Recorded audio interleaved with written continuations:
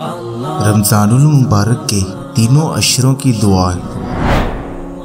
رمضان المبارک کے پہلے عشرے کی دعا، رحمت کا عشرہ یعنی پہلے 10 دن، رب اغفر وارحم وانت خیر الراحمین۔ ترجمہ: اے زندہ، اے قائم رہنے والے، میں تجھ سے تیری رحمت طلب کرتا ہوں۔ رمضان المبارک کے دوسرے عشرے کی دعا، مغفرت کا عشرہ یعنی 11 سے 20 روز، استغفر اللہ ربی من کل ذنب واتوب الیہ۔